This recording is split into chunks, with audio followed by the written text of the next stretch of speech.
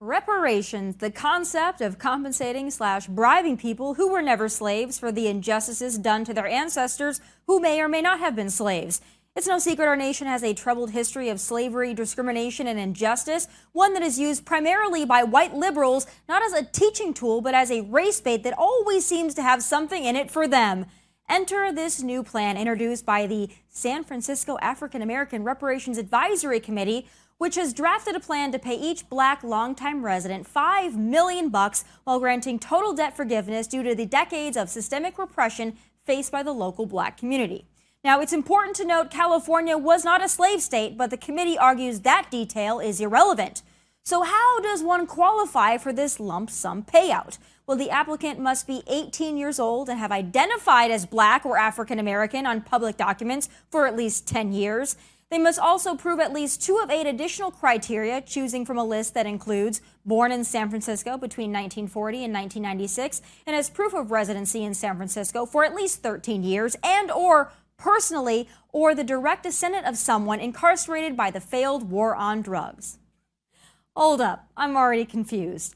Applicants just have to identify as black. It's 2023 and this is the era of the identity free for freaking all. And furthermore, does this criteria also state an eligibility is to be or to know someone who is locked up on drug charges? Oh, and bonus, the plan also calls on the city to supplement lower income recipients' income and wages to reflect the area median income, which is about $97,000 annually for at least 250 years. Bonus 2.0, the plan also seeks to establish a comprehensive debt forgiveness program that clears each person's student and housing loans, credit card debt, etc.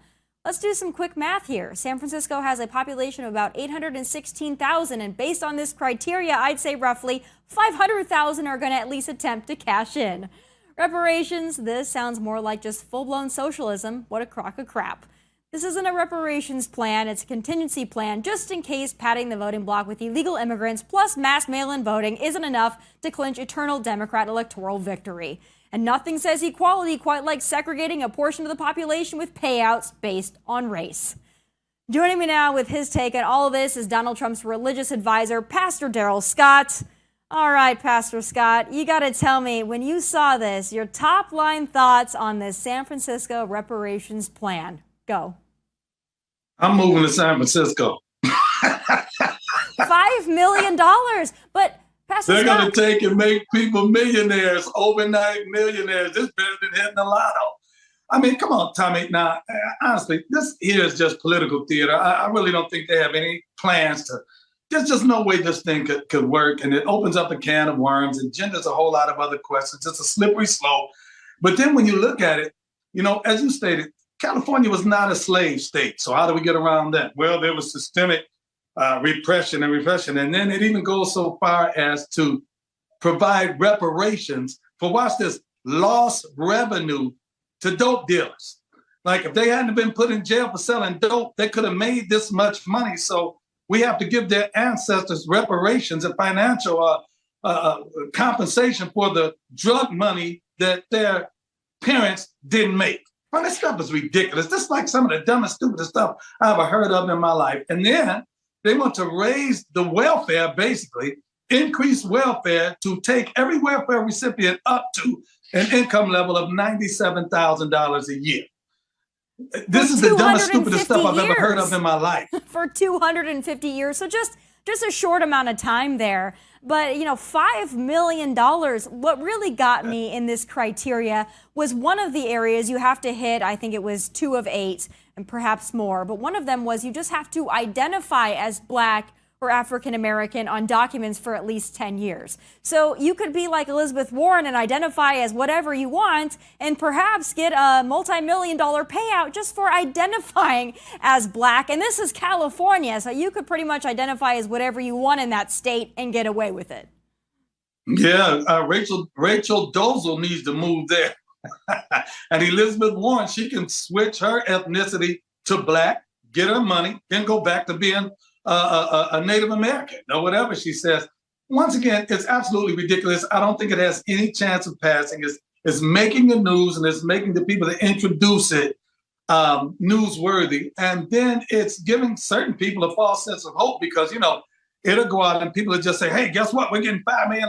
For what? For being black. It doesn't make any sense. And then you did the math. You didn't do the total that it would cost. Like you said, 816,000 people times 5 million. The numbers are astronomical. Who's going to pay for it? Where's it coming from? What is that trickle-down effect going to be in other states? Now, people are going to be like, well, they got their money. I want my money. Well, what about me? What about us? What about this? Now, you know what? Watch this. I'm in Cleveland, Ohio. I was born in the 50s. I grew up in the 60s. And in that political climate, that racial climate in Cleveland during my lifetime, we didn't have the segregation or anything like that. And in fact, my great-great-great-grandfather was from Scotland. So I imagine that's where I got my name from. And so I don't know, I didn't do all of this roots and everything like that. But from what I understand, my family goes back in Cleveland to the late 1700s. I don't know how much racism we experienced, so I guess I wouldn't qualify. I don't have any family members. I always tease, I'm the only black man in America that doesn't have any relatives down south. We didn't come from down south. I had people that came over from Canada, whatever. So maybe I don't even qualify for the money. I'm going to have to look into it. That's what's also very odd to me is how you differentiate who gets what. I mean, if you're half black, do you get half that total? It opens up a can of worms. I think you're right, though. This isn't serious, or at least I'd hope it's not serious. Again, this is San Francisco, California, so there are more shocking things that happen there on a daily basis. I know because I lived in LA for several years, but I will say this. The fact that they are spending taxpayer dollars on a reparations committee alone is really aggravating to me. They could be using that to, I don't know, maybe clean up the crap off the streets of San Francisco that affects every race, gender, and identity, but instead they're forming committees to make these BS bogus plans like this to get media attention. I don't know if you spend any time in San Francisco, Pastor Scott, but I got to tell you, they have a feces cleanup committee. They should have taken the money from this reparations committee, given it to the feces committee. I think everyone would have been better off. Yeah. I mean, it used to be a nice place to visit, but I didn't want to live there. Now it's not even a nice place to visit. And we didn't even investigate. We didn't even talk about the debt cancellation. I mean, you're talking about payday loans. You mean to tell me you went and got a payday loan? Now you don't even have to pay that back. You're talking about payday loans, student loan forgiveness, credit card forgiveness. What it is, we're going to reward you for fiscal irresponsibility simply because of the color of your skin. That doesn't make any sense. They're even now trying to crack down and get back a lot of the abuses in the PPP loans because a lot of people abuse that handout. They abused that and they took and did stuff with that money that there was a lot of fraud in it. Just put it that way. Yeah, no kidding. I've never seen the designer stores have a longer line than when those payouts started happening, as well as the increased unemployment benefits. But I have to ask you, because I've been wondering what you thought about all this. On numerous occasions now, our president, the illustrious Joe Biden, who, let's be honest, he's probably a little forgetful, and we know that people get like that in old age, but he has repeated this now several times that he went to a black church. And when you hear this, and the other day he said he would go to mass and then he would go to the black church.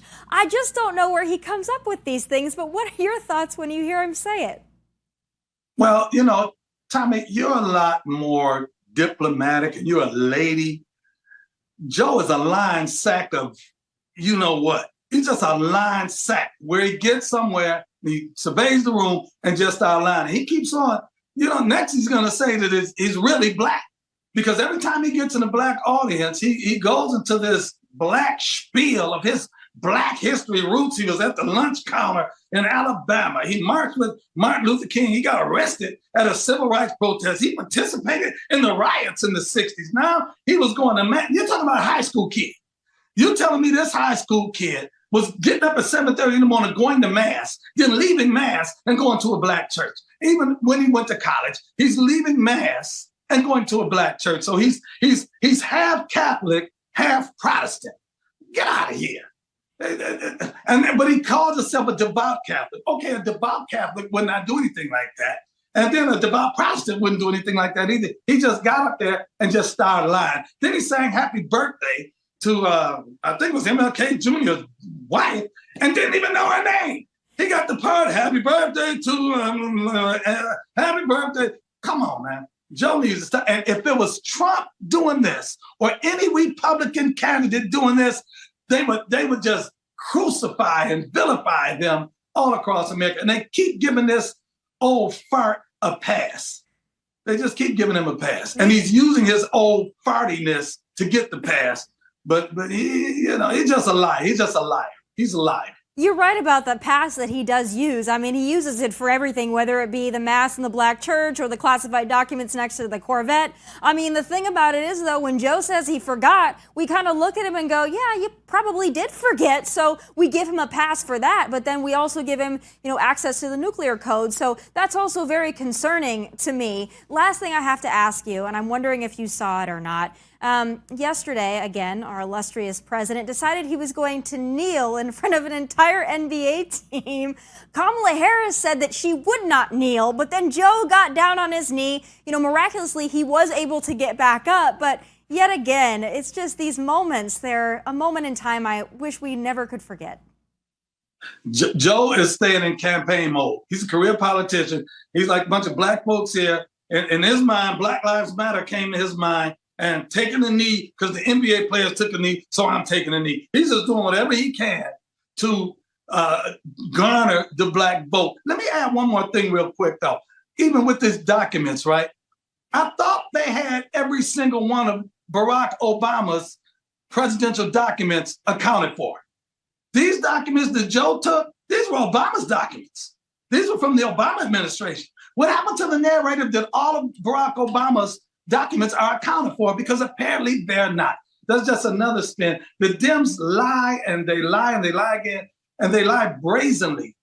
And it seems as if, well, at least the media gives them a pass for it. Nobody scrutinizes it. Well, I think that's probably because, Joe is such a Christian that he goes to mass and then goes to the black church. So I can't wait to see what he's going to say next week. But thank you for being here. You always give us a good laugh. And I certainly enjoy it, and I hope to talk to you very soon. Maybe the next time Joe does something ridiculous.